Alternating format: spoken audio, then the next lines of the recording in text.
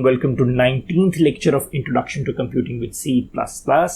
आज के लेक्चर में हम डेटा टाइप्स के ऊपर बात करेंगे और C++ की ऐसी डेटा टाइप्स के ऊपर बात हम करेंगे जिनको हम प्रिमिटिव डेटा टाइप्स कह सकते हैं, बिल्ट इन डेटा टाइप्स कह सकते हैं या फंडामेंटल डेटा टाइप्स कह सकते हैं। कुछ लोग इसको नेटिव डेटा टाइप्स बोलते हैं।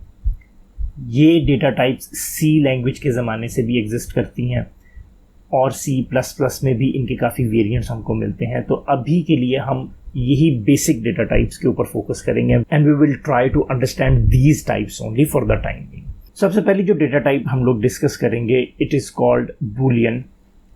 सो बूलियन डेटा टाइप जो है, जैसा कि आपको इसके नाम से ही पता चल रहा है, इसमें सिर्फ दो टाइप की वैल्यूज़ एग्जिस्ट कर सकती हैं।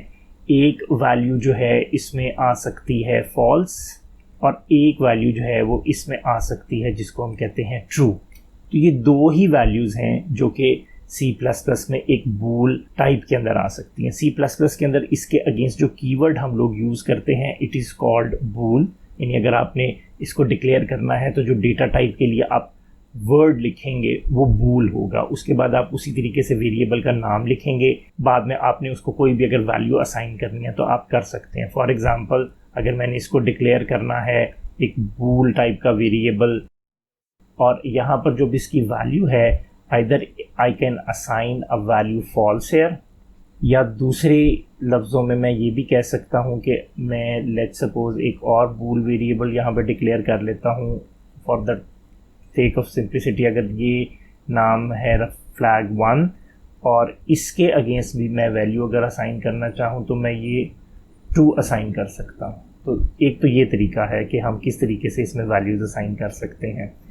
दूसरा, एक बहुत इंपॉर्टेंट चीज़ का अगर आप लोग को ख्याल रखें कि C++ के अंदर जो फॉल्स है वो बेसिकली कॉन्सेप्ट ये है कि false is basically zero. So anything which is zero it is considered as false and anything which is greater than zero that is considered false. यानी कोई भी चीज़ जो ज़ीरो के इक्वल होगी वो फॉल्स कंसिडर होती है और कोई भी चीज़ नॉन ज़ीरो उसको हम जो है ट्रू वैल्यू कंसिडर करेंगे। तो इसका मतलब ये हुआ कि अगर मैंने बूल वेरिएबल को डिक्लेयर करना है तो I can also assign the values to a bool variable in form of numbers. Yes, I can do that. तो उसके लिए अगर मैंने किसी बूल वेरिएबल को असाइन करना है, यहाँ पर मैंने बूल वेरिएबल एक बनाया, लेट्स सपोज ABC, मैंने उसका नाम रख दिया और उसको मैं अगर यहाँ पे ज़ीरो वैल्यू असाइन कर देता हूँ तो ये मैंने बेसिकली इसको फॉल्स असाइन किया। या फिर अगर मैंने ABC वेरिएबल बनाया होता और इसको अगर मैं 1 असाइन कर देता या 1 की बजाय 2, 3 एनी नॉन ज़ीरो वैल्यू अगर मैं इसको असाइन कर देता तो ये मैं बेसिकली ट्रू कंसिडर करता हूँ। अब बात कर लेते हैं जी कैरेक्टर डेटा टाइप की। अब कैरेक्टर डेटा टाइप जिसको अगर डिक्लेयर करना हो तो जो कीवर्ड हम लोग यूज़ करते हैं, इट इज़ CHAR, कैर भी इसको बोल सकते हैं। ये डेटा टाइप एक सिंगल कैरेक्टर को स्टोर करने के लिए हम यूज़ करते हैं। आपको याद होगा कि हम लोगों ने एक लेक्चर में बात की थी अबाउट ASCII टेबल्स, जिसमें ये देखा गया था कि जो 7-बिट ASCII कोड होता है उसके अगेंस्ट आप ऑलमोस्ट सारे के सारे सिंबल्स को रिप्रेजेंट कर सकते हैं। आपके सारे अल्फ़ाबेट्स जो कि कैपिटल लेटर्स हैं, स्मॉल लेटर्स हैं, वो भी सारे कैरेक्टर्स की फॉर्म में अवेलेबल होते हैं। इवन कि आपके जो डिजिट्स हैं 0 से 9 तक, वो भी कैरेक्टर्स की फॉर्म में आपके पास अवेलेबल होते हैं। तो जो भी चीज़, कोई एक सिंगल कैरेक्टर आपके पास अवेलेबल होता है C++ के अंदर, आप उसको किसी एक कैरेक्टर को किसी एक कैरेक्टर वेरिएबल में स्टोर कर सकते हैं। Later on we will be looking at the uses of these variables as well, लेकिन अभी के लिए हमने सिर्फ डेटा टाइप्स की इंट्रोडक्शन की बात करनी है। फिर एक और डेटा टाइप की बात कर लेते हैं which we call integer data type, जो कि हम अभी तक यूज़ भी कर रहे हैं और इसको डिक्लेयर करने के लिए हम जो कीवर्ड यूज़ करते हैं दैट इज़ इंट। इसमें आपको जैसा कि पता है कि ये नंबर्स को स्टोर करने के लिए यूज़ होती है ये डेटा टाइप, और होल नंबर को हम इसमें बेसिकली स्टोर करते हैं। फ्लोटिंग पॉइंट नंबर्स हम इसमें स्टोर नहीं कर सकते। उसके लिए वी हैव अनदर टाइप जिसको हम फ्लोटिंग पॉइंट डेटा टाइप बोलते हैं। और फ्लोटिंग पॉइंट डेटा टाइप को डिक्लेयर करने के लिए you use this float FLOAT this keyword here. और ये फ्लोटिंग पॉइंट नंबर्स जो हैं, फॉर एग्जांपल आपने अगर कोई नंबर इस तरीके से फ्लोट का डिक्लेयर कर लेते हैं और यहाँ पे हम एक नंबर ले लेते हैं n, और इसमें मैंने जो वैल्यू असाइन करनी है लेट्स सपोज 3.6123457, तो ऑलमोस्ट 7 डेसिमल प्लेसेस तक आप इसकी प्रिसीजन सेट कर सकते हैं, यानी आपको 7 डेसिमल प्लेसेस तक ये करेक्ट आंसर दे सकता है। और इसी तरीके से अगर आपको प्रिसीजन इससे ज़्यादा रिक्वायर्ड है तो फ्लोटिंग पॉइंट को स्टोर करने के लिए एक और डेटा टाइप हम लोग यूज़ कर सकते हैं which is called double. Double के सारे कैरेक्टरिस्टिक्स फ्लोट वाले ही होते हैं, सिर्फ साइज़ का फ़र्क है कि इसमें आप बेसिकली 15 डेसिमल प्लेसेस तक प्रिसीजन जो है वो सेट कर सकते हैं, और फ्लोट में इसमें 7 डेसिमल प्लेसेस तक आप जो है वो प्रिसीजन सेट कर सकते हैं। तो ये तो इन दोनों का डिफरेंस हो गया। इसके अलावा एक बड़ी इंटरेस्टिंग डेटा टाइप है जिसको कि हम वैल्यूलेस डेटा टाइप भी बोलते हैं, और इसको डिक्लेयर करने के लिए बेसिकली जो वर्ड यूज़ किया जाता है, जो कीवर्ड यूज़ होता है, दैट इज़ कॉल्ड वॉइड। ये आप कह सकते हैं इसमें। तो इसके वैसे यूजेस तो हैं, we can store some things in it, but उसका जो मीनिंग होता है ना, it is considered to be nothing.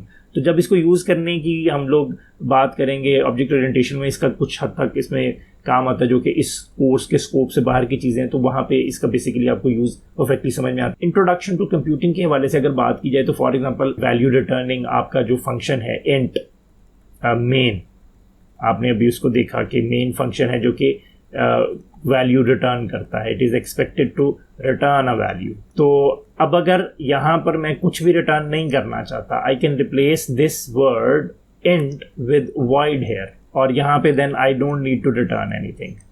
तो इसका एक यूज़ केस मैंने आपको बताया, लेकिन normally this is not used in this way anymore. उसके बाद आखिरी डेटा टाइप की अगर मैं बात करूं तो उसको हम कहते हैं वाइड कैरेक्टर। ये मेरे ख्याल में थोड़ा सा, इसको प्रिमिटिव तो नहीं हम कह सकते, थोड़ी सी एडवांस्ड वर्जन ही है, लेकिन फिर भी हम इसको प्रिमिटिव में डिस्कस कर रहे हैं क्योंकि it is directly connected to the same data type which we call character. इसमें और इसमें फ़र्क क्या है कि ये वाली जो डेटा टाइप थी ये आपकी ASCII कोड के अगेंस्ट जो है वो काम करती है, जो कि नॉर्मली 7 बिट कोड आपका होता है, तो 1 बाइट के अंदर ये काम कर सकता है। और ये वाली जो वाइड कैरेक्टर की जो डेटा टाइप है ना, ये UTF या यूनिकोड कैरेक्टर सेट जो है ना, ये उसके लिए हम लोग यूज़ करते हैं, जिसमें आपको पता है कि डिफरेंट लैंग्वेजेस की भी सपोर्ट आ जाती है, डिफरेंट सिंबल्स हमारे पास आ जाते हैं, यानी इसमें हम 16 बिट भी कंसिडर कर सकते हैं, 32 बिट वेरिएंट भी फॉर एग्जांपल इसमें एग्जिस्ट करता है। तो ये अगर हमने इसको यूज़ करना है, इसके लिए जो कीवर्ड यूज़ होता है इट इज़ कॉल्ड wchar_t। तो this is the way to declare it. तो हमने ये सारी डेटा टाइप्स की बात कर ली। प्रोग्राम्स के ज़रिए हम we will try to look into some examples of each of these data types as well। हम इनको एक्सप्लोर ज़रूर करेंगे, लेकिन आज के लेक्चर में सिर्फ एक इंट्रोडक्शन की हद तक ही है कि हम लोगों को एटलीस्ट पता तो चले कि C++ में कौन कौन सी डेटा टाइप्स एग्जिस्ट करती हैं। अच्छा, इसमें डेटा टाइप्स तो हमने देख, अब जैसे फॉर एग्जांपल C++ जो होती है ना, ये बड़ी परफॉर्मेंस वाइज इफेक्टिव लैंग्वेज समझी जाती है क्योंकि इसमें आपके पास बहुत हद तक कंट्रोल है और आप इसमें बड़े ऑप्टिमाइज्ड वे में मेमोरी को यूज़ कर सकते हैं, क्योंकि जब भी आप डेटा टाइप्स की बात करते हैं they are directly connected with your memory, क्योंकि आपने इसमें डेटा स्टोर करना और डेटा ने मेमोरी में जगह लेनी है, स्पेस लेनी है। अब फॉर एग्जांपल आपको मैंने जैसे बताया कि इंटीजर जो जी 4 बाइट लेता है। अब फॉर एग्जांपल आपने एक प्रोग्राम लिखा है जो कि स्टूडेंट्स के एवरेज मार्क्स कैलकुलेट करता है, और उसमें आपको पता है कि जो मिनिमम मार्क्स हैं किसी स्टूडेंट के 0 हो सकते हैं, मैक्सिमम मार्क्स हैं फॉर एग्जांपल 100 हो सकते हैं। तो अब आपको पता है कि एक जो नंबर की रेंज आपको मिली है वो 0 से 100 तक ही आपको मिली है, तो 4 बाइट्स में तो बहुत बड़ा नंबर आ जाता है, तो you are wasting a lot of bytes. तो क्या C++ हमें कुछ इस तरह की चीज़ भी प्रोवाइड कर सकती है कि हम इस लेवल का कंट्रोल भी रख सकें कि हमें अगर डेटा कि रेंज के बारे में आइडिया हो पहले से, तो हम इसको कंट्रोल कर सकें कि हम किस किस्म का डेटा यूज़ करना चाहते हैं। फॉर एग्जांपल जैसे मैंने ये रेंज की अगर आपको एग्जांपल दी है, तो इसी तरीके से कोई ऐसा भी तो आप डेटा स्टोर करना चाहते हैं जिसमें नेगेटिव नंबर एग्जिस्ट ही नहीं करते आपके लिए, तो ये चीज़ भी कंसिडर करने वाली, क्या हम इन चीज़ों को कंट्रोल कर सकते हैं? जी बिल्कुल कर सकते हैं। उसके लिए C++ में एक कॉन्सेप्ट है टाइप मॉडिफायर्स का। Type modifiers are very interesting. अब टाइप मॉडिफायर्स क्या होते हैं? वो बेसिकली इसके साइज को जो है, जितनी ये बाइट्स कंज्यूम करते हैं, उसको आप ऑल्टर कर सकते हैं by using these type modifiers, और अपनी स्पेस को बहुत एफिशिएंटली यूज कर सकते हैं। अब जो टाइप मॉडिफायर्स हमारे पास एग्जिस्ट करते हैं, उनमें से एक टाइप मॉडिफायर को हम कहते हैं साइंड। ये जो टाइप मॉडिफायर्स होते हैं, ये आप अपनी डेटा टाइप से पहले एज प्रीफिक्स लगाते हैं। जैसे फॉर एग्जांपल अगर मैंने इंट के लिए लिख दिया यहाँ पे साइंड और इंट, तो ये बेसिकली साइंड नंबर्स को मैं स्पेसिफाई कर रहा हूँ कि ये मेरा इंटीजर जो है ये साइंड नंबर्स को अलाउ करे, ये नेगेटिव नंबर्स को भी अलाउ करे। तो बाय डिफ़ॉल्ट जब हम इंटीजर डेटा टाइप डिक्लेयर करते हैं तो implicitly it is a signed integer. लेकिन अगर मैंने साइंड नंबर्स नहीं यूज़ करने, तो what I can do, I can use unsigned variant of int as well. तो ये दो मॉडिफायर्स आपने देख लिए। अब अगर अनसाइंड मैं लगा देता हूँ, तो उससे बेसिकली जितनी स्पेस उसने या रिजर्व की हुई थी, जितनी रेंज उसने रिजर्व रखी हुई थी फॉर नेगेटिव नंबर्स, वो सारी की सारी पॉजिटिव नंबर्स के लिए ही शिफ्ट होगी। अब फॉर एग्जांपल जैसे हम लोगों ने देखा था कि भाई अगर लेट्स सपोज नेगेटिव 127 से लेके पॉजिटिव 126 तक अगर आपकी इंटीजर की रेंज है एक बाइट के लिए, अब एक बाइट को अगर मैं अनसाइंड कर देता हूँ, मैं कंसिडर कर रहा हूँ कि लेट्स सपोज इंटीजर अगर एक बाइट लेता होता, फिर हमारी जो नेगेटिव वैल्यूज़ की जो स्पेस थी वो हम यूज़ कर सकते थे मिलाकर अपने पॉजिटिव वैल्यूज़ के साथ, तो वो रेंज अब 255 तक चली जाती।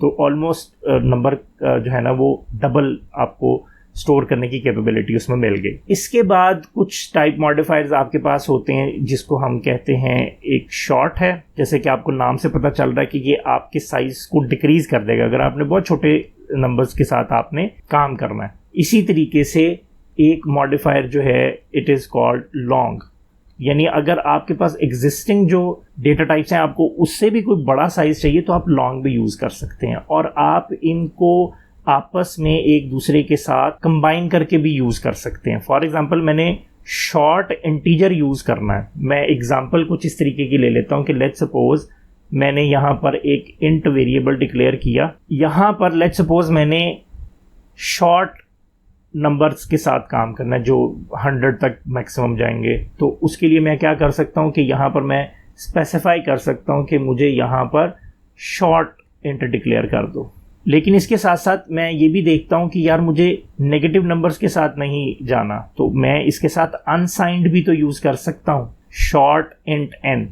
तो अब ये मॉडिफायर्स मैंने लगाए हैं जिसने इसके साइज को भी डिक्रीज कर दिया। फॉर एग्जांपल अगर ये 4 बाइट्स लेता था, शॉर्ट की वजह से ये 2 बाइट्स पे आ गया, जिससे अब इसकी रेंज कम होगी, लेकिन अनसाइंड करने से इसकी रेंज फिर उतनी ही होगी। तो यहाँ पे आपने देखा कि ये टाइप मॉडिफायर्स कितना इंपॉर्टेंट रोल प्ले करते हैं अगर हम अपनी स्पेस को ऑप्टिमाइज्ड वे में यूज़ करना चाहें। अब यहाँ पर एक टिपिकल बिट विड्थ जो है इनकी यहाँ पर बात की जा रही है डिफरेंट डेटा टाइप्स के अगेंस्ट। जैसे फॉर एग्जांपल आप देख सकते हैं कि जो कैरेक्टर है या जिसको हम कैर से डिक्लेयर करते हैं, ये कीवर्ड यहाँ पे लिखे गए हैं, उनकी जो मेमोरी ऑक्यूपेशन है वो नॉर्मली 1 बाइट होती है, और 1 बाइट के अंदर अगर आप साइंड में चले जाते हैं तो ये रेंज बनती है, अनसाइंड में चले जाते हैं तो ये रेंज बनती है। अब जैसे कि फॉर एग्जांपल यहाँ पर अनसाइंड कैर हमने लिखा, रिमेंबर दैट कि हम इसके अंदर नंबर्स को क्यों देख रहे हैं, क्योंकि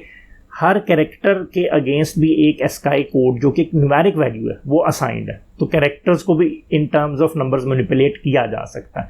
तो ये भी 1 बाइट लेता है, लेकिन क्योंकि अनसाइंड आपने कर दिया तो अब इसकी रेंज देखें कितनी हो गई, 0 से 255 होगी।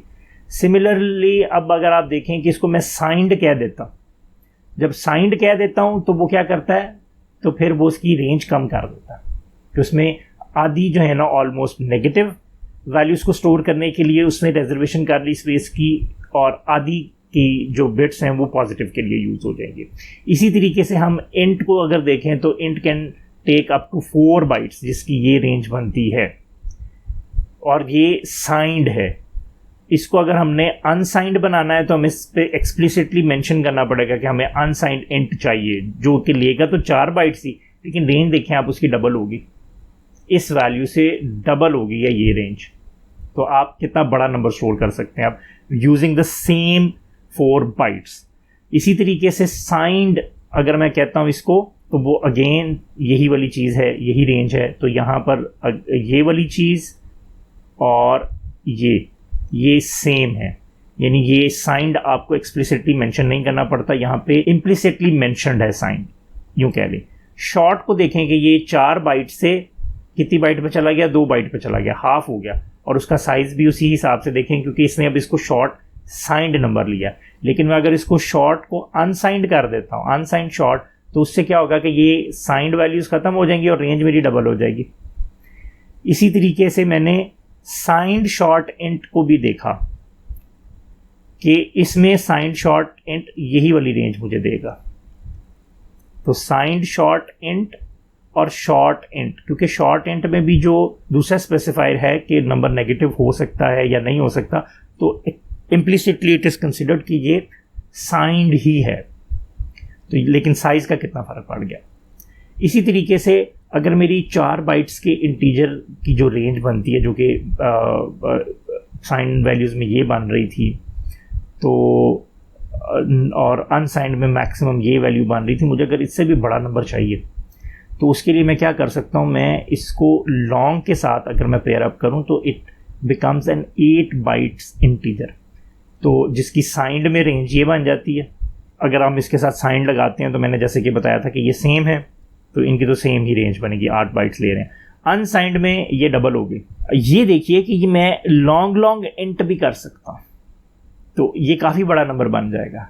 फिर इसी तरीके से इसकी मज़ीद रेंज अगर मैंने बढ़ानी हो तो लॉन्ग के पीछे मैं अनसाइंड अगर लगा दूँ तो वो रेंज बढ़ गई मेरी।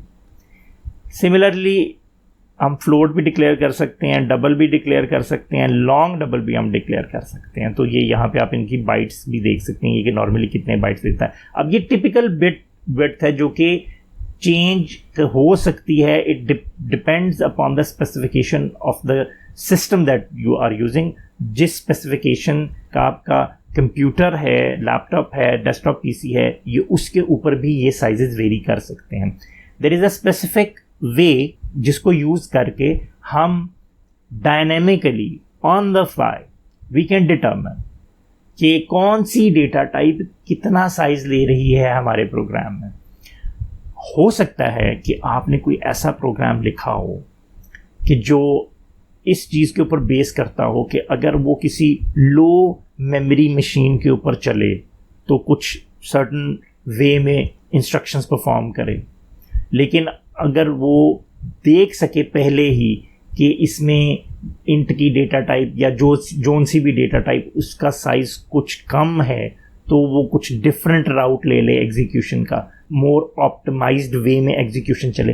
तो आप देख सकते हैं कि C++ में किस लेवल का कंट्रोल आपके पास आपको मिल रहा है। इसी वजह से हम लोगों के लिए C++ सीखना थोड़ा सा डिफ़िकल्ट होता है फॉर द बिगिनर्स, लेकिन once you get hands on practice तो C++ का सीखने का फ़ायदा है ना, ये आपको सारी ज़िंदगी काम देता है। बहुत सारी लैंग्वेजेस आप इसी बेस के ऊपर चुटकियों में सीख लेते हैं बाद में। अब अगर एक और बात की जाए कि जो कि बहुत एडवांस लेवल का कॉन्सेप्ट है कि अगर हम डेटा टाइप डिफ़ाइन करते हैं C++ के अंदर, तो उससे कौन सी चीज़ें जो हैं वो एविडेंट हो जाती हैं। वो कौन डेटा टाइप बेसिकली कौन सी चीज़ें डिफ़ाइन कर देता है किसी भी डेटा के हवाले से। तो वो 2 चीज़ें हैं। एक तो आपने यहाँ पे एस्पेक्ट देखा कि उसका साइज़ डिफ़ाइन हो जाता है डेटा टाइप से, कि कौन सी डेटा टाइप आप यूज़ कर रहे हैं तो उसका साइज़ क्या होगा। तो एक तो हमने देखा कि साइज़ का इम्पैक्ट जो है वो पता चल जाता है आपको। दूसरा एक और बहुत इंपॉर्टेंट फैक्टर है, वो है ऑपरेशंस का, कि डेटा टाइप बेसिकली डिफाइन कर देती हैं कि आपके उस डेटा टाइप पे कौन कौन से ऑपरेशंस परफॉर्म हो सकते हैं। फॉर एग्जाम्पल अगर मैं इंट डिफाइन करता हूँ तो मुझे पता है कि इसके ऊपर न्यूमेरिकल ऑपरेशंस परफॉर्म हो सकते हैं, लेकिन अगर मैं कैरेक्टर डिफाइन करता हूँ तो उसके ऊपर न्यूमेरिकल ऑपरेशंस तो लॉजिकली स्पीकिंग, मैं मार्क माई वर्ड्स, मैं लॉजिकली बात कर रहा हूँ कि कैरेक्टर को जब मैं इन टर्म्स ऑफ कैरेक्टर ही देखना चाह रहा हूँ, क्योंकि इसके बिहाइंड द सीन नंबर्स तो हैं, लेकिन मैं अभी इन टर्म्स ऑफ कैरेक्टर्स ही बात कर रहा हूँ, तो लॉजिकली स्पीकिंग कैरेक्टर्स में न्यूमेरिकल ऑपरेशंस तो नहीं ना परफॉर्म हो सकते। तो ये दो बहुत इंपॉर्टेंट चीज़ें हैं जो कि बहुत एडवांस डेवलपर्स को भी रियलाइज़ नहीं होती, कि जब भी आप डेटा टाइप डिफाइन करते हैं तो उससे क्या होता है, उससे बेसिकली आपका साइज डिफाइन हो जाता है और उससे आपके ऑपरेशंस जो हैं वो भी डिफाइन हो जाते हैं। अगले लेक्चर में मैं आप लोगों को एक सैम्पल प्रोग्राम दिखाऊंगा जिससे मैं अपने सिस्टम के ऊपर चेक कर सकूं कि उसमें ये वाली जो डेटा टाइप्स हैं इनके अगेंस्ट मुझे क्या साइज नज़र आ रहा है। तो आज के लेक्चर में इतना ही, मिलते हैं अगली वीडियो में।